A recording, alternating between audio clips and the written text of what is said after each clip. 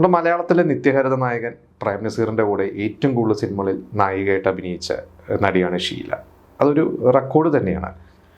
അപ്പോൾ ഒരു അഭിനേത്രി എന്നതിലുപരി നടി ഷീലയ്ക്ക് വേറെ കുറേ കഴിവുകളുണ്ട്. അപ്പോൾ ഈ അടുത്ത് അതുമായി ബന്ധപ്പെട്ടിട്ടുള്ള ഒരു ആർട്ടിക്കിൾ ഞാൻ വായിച്ചു. അപ്പോൾ അതിനെക്കുറിച്ചാണ് ഇന്ന് ഞാൻ നിങ്ങളോട് ഷെയർ ചെയ്യാൻ പോകുന്നത്.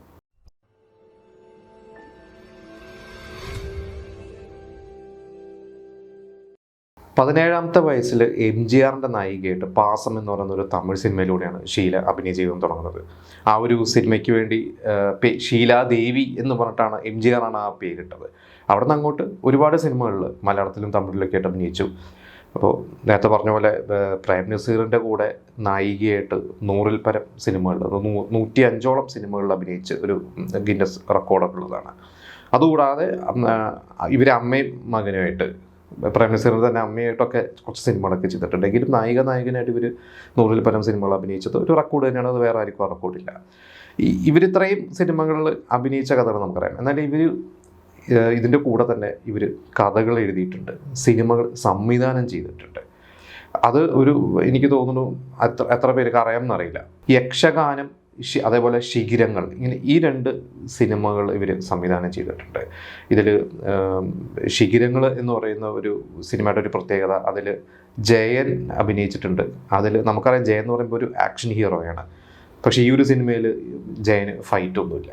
അപ്പോൾ അന്ന് ആ ഒരു രീതിയിൽ ഒന്ന് ശ്രദ്ധിക്കപ്പെട്ട ഒരു സിനിമയായിരുന്നു ശിഖിരങ്ങൾ. അതുപോലെ യക്ഷഗാനം എന്ന് പറയുന്ന ഒരു സിനിമ, അതിൽ കുറേ നല്ല പാട്ടുകളൊക്കെ ഉണ്ട്. അപ്പോൾ ഇങ്ങനെ ഈ 2 സിനിമകൾ ഇവർ അന്ന് ഇവർ സംവിധാനം ചെയ്തു, ഷീല സംവിധാനം ചെയ്യുന്നു എന്ന രീതിയിൽ അത്യാവശ്യം ശ്രദ്ധിക്കപ്പെട്ട വാർത്തകൾ നിറഞ്ഞു നിന്ന 2 സിനിമകൾ തന്നെയായിരുന്നു.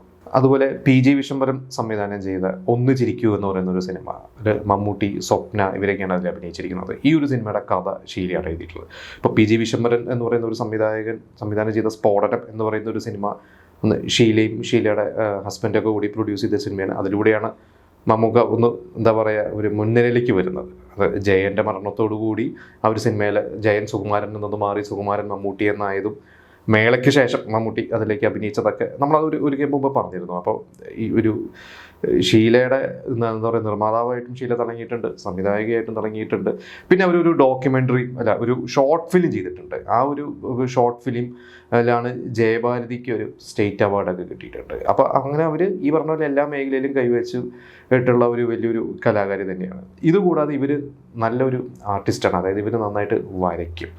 അപ്പോൾ ഇവർ തന്നെ ഒരിക്കൽ പറഞ്ഞിട്ടുണ്ട്, ഇവരൊരു 80s ഒക്കെ ആയി കഴിഞ്ഞപ്പോൾ കുറച്ച് കാലം കഴിഞ്ഞ് ഇവർ സിനിമയിൽ നിന്ന് ബ്രേക്ക് എടുത്തു. ഇവരുടെ മകനൊക്കെ വലുതായി കഴിഞ്ഞപ്പോൾ ഇവർ ഊട്ടിയിൽ പോയിട്ടാണ് ഇവർ ജീവിച്ചത്. ഇവർ പറഞ്ഞ ഊട്ടി ചെന്ന് കഴിഞ്ഞപ്പോൾ അവിടെ മകനെ ഊട്ടിയിൽ ഒരു സ്കൂളിൽ ചേർത്തിട്ട് ഇവരവിടെ ഒരു വീട്ടമ്മയായിട്ട് മകൻ്റെ കാര്യങ്ങളൊക്കെ നോക്കിയിരിക്കുന്നു.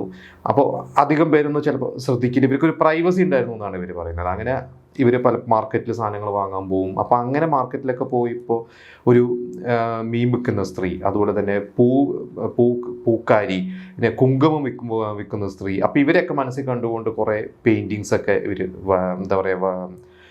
വരച്ചിട്ടുണ്ട്. അതേപോലെ തന്നെ ഇവർ നമ്മുടെ ലതാ മങ്കേഷ്കറിനെ മനസ്സിൽ ലതാ മങ്കേഷ്കറിൻ്റെ കുയിലിൻ്റെ കൂട് എന്ന് പറഞ്ഞിട്ട് ഒരു കഥയും ഒരു പെയിൻറ്റിങ്ങും ഒക്കെ ഇവർ ചെയ്തിട്ടുണ്ട്. അതൊക്കെ അങ്ങനെ ഇവരെ ഇൻസ്പയർ ചെയ്തിട്ടുള്ള, ഇവരുടെ ജീവിതത്തെ ഇൻസ്പയർ ചെയ്തിട്ട് ഇവർ കണ്ടിട്ടുള്ള കുറേ ക്യാരക്ടേഴ്സിനെ വെച്ചിട്ടാണ് ഇവർ കുറേ പെയിൻറ്റിങ്സും കാര്യങ്ങളൊക്കെ ഇവർ ചെയ്തിട്ടുള്ളത്. ഇവർ പറഞ്ഞത് പണ്ട് ലൊക്കേഷനിലൊക്കെ ഉള്ള സമയങ്ങളിൽ ഇന്നത്തെ പോലെ മൊബൈലോ അങ്ങനെ കാര്യങ്ങളൊന്നും ഇല്ലാത്തതുകൊണ്ട് ഒരുപാട് ബ്രേക്ക് ടൈം കിട്ടും. പ്രത്യേകിച്ച് ചിലപ്പോൾ ഇവർ ഒരു ഷോട്ട് എടുത്തിട്ട് പിന്നെ അടുത്തൊരു ഷോട്ടിലേക്ക് എടുക്കുന്ന കുറേ മണിക്കൂറുകളൊക്കെ ആയിരിക്കും. അപ്പോൾ അന്ന് വെറുതെ ഇരിക്കുന്ന സമയത്താണ് ഇവർ വരച്ചു തുടങ്ങിയത്. അപ്പോൾ അത് പിന്നീട് ഇവരുടെ ഒരു ശീലമായി മാറി. പിന്നീട് ഇവർക്ക് ഇവർ സിനിമയിൽ നിന്നൊക്കെ മാറി നിൽക്കുന്ന സമയത്തും ഇവർക്കത് കുറേ അതിൽ ഒരുപാട് ഫോക്കസ് ചെയ്യാൻ പറ്റി. പിന്നെ ഇവർ ഈ അടുത്ത് കുറച്ച് കാലങ്ങൾക്ക് മുമ്പ്, ഇപ്പം ഞാൻ ഈ ഒരു ആർട്ടിക്കിൾ വായിച്ചതിൽ ഇവർ ഒരു പെയിൻറ്റിങ് എക്സിബിഷൻസ് ഒക്കെ കണ്ടക്ട് ചെയ്തിട്ട് ഇവർ പറഞ്ഞ ആ ഒരു പെയിൻറ്റിങ് എക്സിബിഷൻ അതിൽ നിന്ന് കിട്ടുന്ന വരുമാനങ്ങളെല്ലാം ക്യാൻസർ രോഗികൾക്ക് വേണ്ടി നല്ല കാര്യത്തിന് വേണ്ടി ഉപയോഗിക്കാനാണ് അവരുടെ ഒരു ഉദ്ദേശം എന്നൊക്കെ അവർ പറഞ്ഞത്. കാരണം അതിൽ ഇവരുടെ സഹോദരൻ ക്യാൻസർ രോഗിയായിരുന്നു. ഇതുപോലെ തന്നെ സത്യൻ മാഷ്, ഇവർ പറഞ്ഞു ഇവരുടെ അഭിനയിച്ചുകൊണ്ടിരിക്കുമ്പോൾ ഇവരുടെ മടി കിടന്ന് സത്യൻ മാഷിൻ്റെ മൂക്കുന്ന് ചോര വരുന്നതും, അപ്പോൾ അതൊക്കെ ഇവർക്ക് ഭയങ്കരമായിട്ട് ഇവരെ ഹോൾഡ് ചെയ്തിട്ടുണ്ട് എന്നൊക്കെയാണ് ഇവർ പറഞ്ഞത്. അപ്പോൾ ക്യാൻസർ രോഗികൾക്ക് വേണ്ടി എന്തെങ്കിലും ചെയ്യുക എന്നുള്ളതിൽ ഇതിൻ്റെ കിട്ടുന്നൊരു വരുമാനം അതിലോട്ട് എന്ന രീതിയിലാണ് അവർ ചെയ്യുന്നത്. അപ്പോൾ ഈ പറഞ്ഞ പോലെ അവർ നമുക്കറിയാം 80s എന്നൊക്കെ സിനിമയിൽ നിന്ന് മാറി പിന്നെ കുറേ കാലം കണ്ട് മനസ്സിനക്കരയിലൂടെയാണ് അവർ തിരിച്ചു വന്നത്. അന്ന് സത്യൻ അന്തിക്കാട് ഒരുപാട് കൺവിൻസ് ചെയ്യിപ്പിച്ചിട്ടാണ് അവർ തിരിച്ചു കൊണ്ടുവന്നത്. പിന്നെ അവർ കുറേ സിനിമകൾ അഭിനയിച്ചിട്ടുണ്ട്. പക്ഷേ ഈ പറഞ്ഞ പോലെ അങ്ങനെ ഫ്രീക്വൻ്റ് ആയിട്ട് നമ്മൾ കാണാറുള്ളൂ. എങ്കിലും അവരിപ്പോഴും കലാപരമായിട്ടുള്ള കാര്യങ്ങളിലൊക്കെ അവർ സജീവമാണ്. കൂടുതൽ ഇപ്പോൾ അവർ ചിത്രകല ആ ഒരു മേഖലയിലാണ് അവർ സജീവമായിട്ട് നിൽക്കുന്നത്.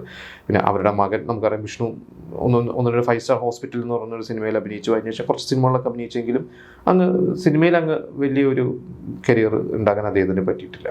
പക്ഷേ ഇപ്പോഴും നമ്മൾ കാണാറുണ്ട് പല ഫങ്ഷൻസിലും ഷീലയുടെ കൂടെയൊക്കെ നമ്മൾ കാണാറുണ്ട്. കൂടുതൽ ബിസിനസ്സിലാണ് ഇപ്പോൾ സജീവമായിട്ട് നിൽക്കുന്നത്. എന്തായാലും ഷീലയ്ക്ക് ശക്തമായിട്ടുള്ളൊരു ക്യാരക്ടറായിട്ട് ഷീല ഇനി വീണ്ടും അഭിനയ രംഗത്തോട്ട് വരുമെന്ന് തന്നെയാണ് നമ്മൾ പ്രതീക്ഷിക്കുന്ന ഇടയ്ക്ക് വാർത്തകളൊക്കെ പലതും നമ്മൾ കാണാറുണ്ട്. പക്ഷേ ഈ പറഞ്ഞ പോലെ അവരിഞ്ഞൊരു സംവിധാനം അവർ ചെയ്യുമോ എന്നുള്ളത് നമുക്ക് നോക്കാം. കാരണം ഇവർ അന്നത്തെ സൂപ്പർ സ്റ്റാർസിനെയൊക്കെ വെച്ച് സിനിമ സംവിധാനം ചെയ്തതാണ്. മമ്മൂക്കയുടെ സിനിമയ്ക്ക് കഥ എഴുതിയിട്ടുള്ളത്. അപ്പോൾ ഇനി വീണ്ടും ഇന്നത്തെ ഒരു യൂത്തിലെ ഏതെങ്കിലും സൂപ്പർ സ്റ്റാർസിനെയൊക്കെ വെച്ചിട്ട് അവർ സിനിമ ചെയ്യുമെന്നുള്ളത് നമുക്ക് പ്രതീക്ഷിക്കാം.